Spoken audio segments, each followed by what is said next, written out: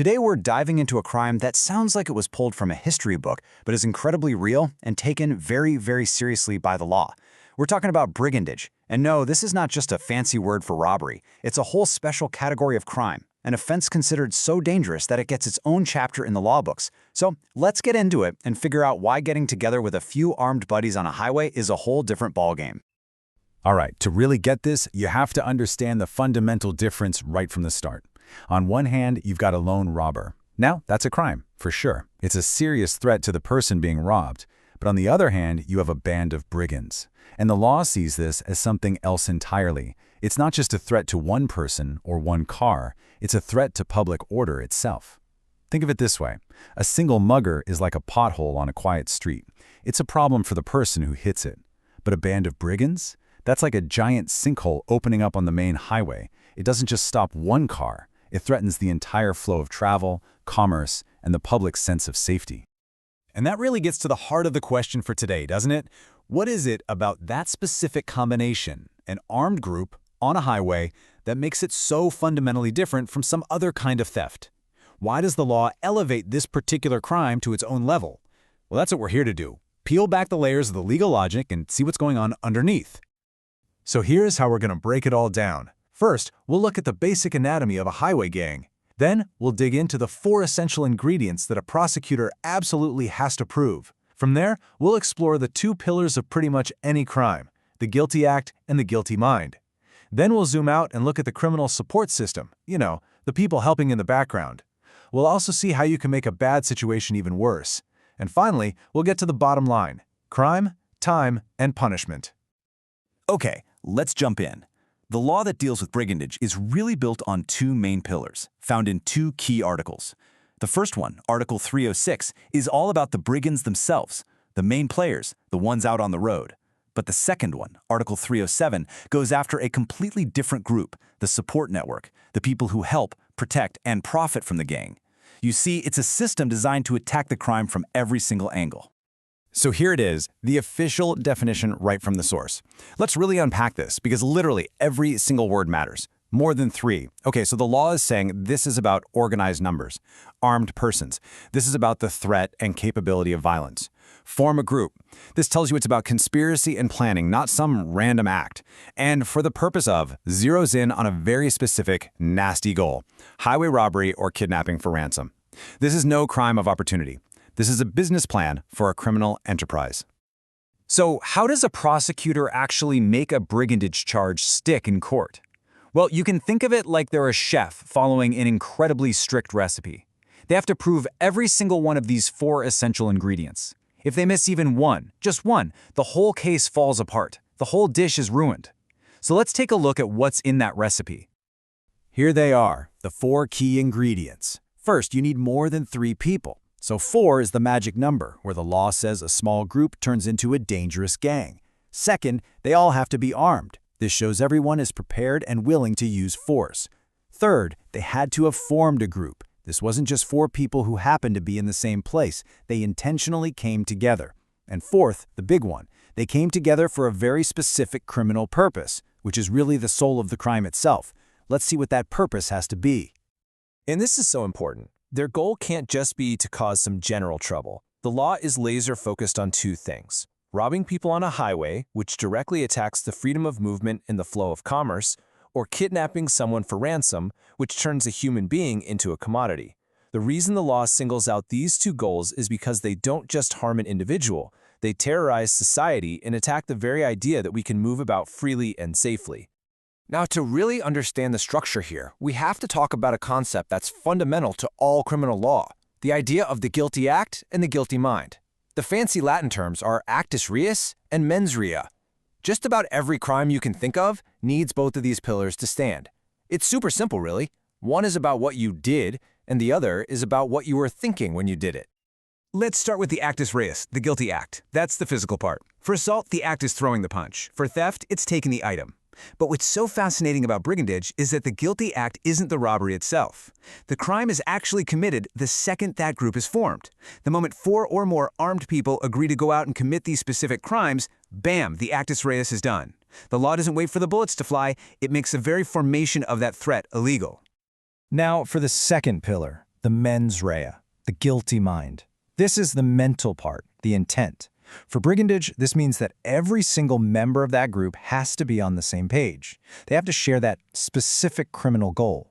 So if 3 of them are all in on a plan to rob a truck, but the 4th guy thinks they're just going hunting, he doesn't have the mens rea for brigandage. It's that shared criminal goal that turns a bunch of armed individuals into a criminal conspiracy in the eyes of the law. I absolutely love this metaphor because it just clicks. Think about it. The physical act, getting together as an armed group, that's just a copper wire. On its own, it's harmless. And the intent, the plan to commit robbery, that's like electricity. Powerful, but invisible, and not doing anything on its own. Neither one is the crime of brigandage by itself. But when you send the electricity of intent through the wire of the physical act, that's when you complete the circuit. Now you have a live, dangerous current, and that is what powers a conviction.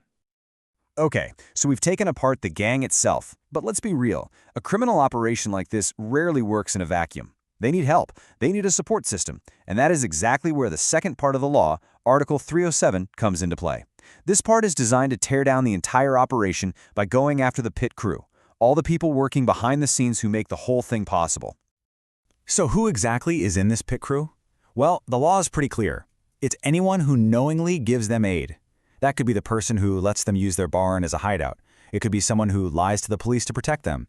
It could be the insider giving them tip-offs about when the armored truck is coming. And this is a big one. It also includes the person who buys the stolen goods, because they're the ones creating the financial reason for the crime to happen at all. This makes the different roles crystal clear, right? The brigand, under Article 306, is your star player.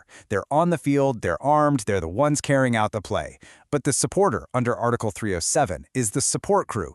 They might not be on the highway holding a gun, but they are right there on the sidelines, knowingly handing over the equipment, the intel, or the cover that lets the star player win.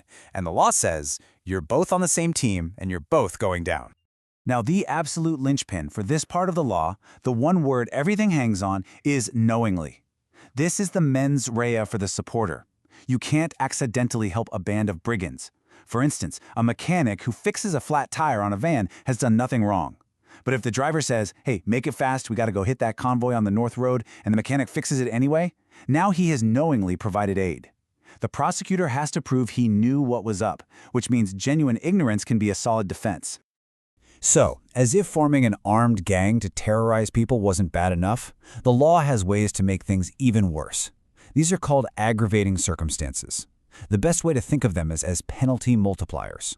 There are specific things that happen during the crime that the law views as so much more dangerous, they automatically crank up the punishment. And one of the biggest penalty multipliers for brigandage has to do with the weapons they use. So what happens if one of the members of this group is caught with an unlicensed firearm, an illegal gun? The law doesn't just add on another small charge. No, it does something way more powerful. It makes a legal assumption about that person that completely changes the game. And here's what it is. It's called a legal presumption.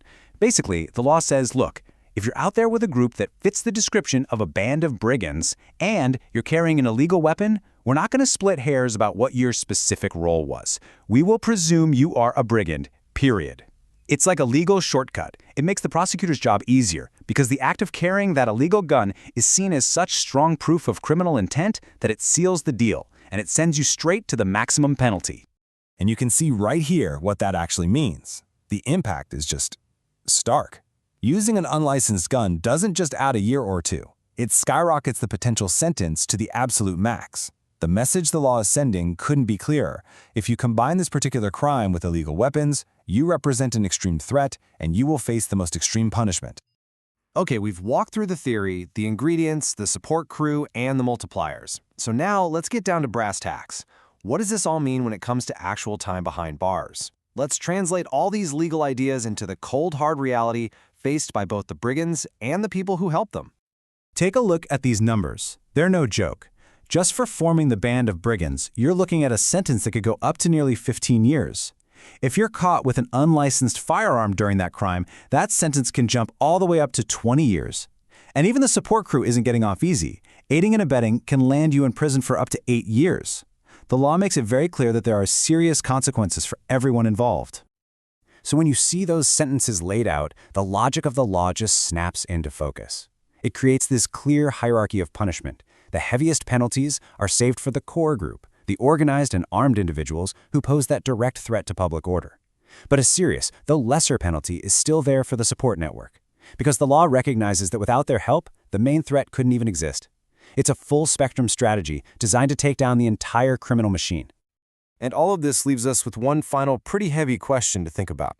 In the law books, the line between knowingly helping a criminal and just being an innocent bystander seems sharp and clear. But out here, in the real world, in the chaos and fear and pressure of a crime actually happening, how blurry does that line get? How easily could a regular person, maybe just trying to help out a friend without knowing the whole story, accidentally step over that line from bystander to accomplice? It's a sobering thought, isn't it?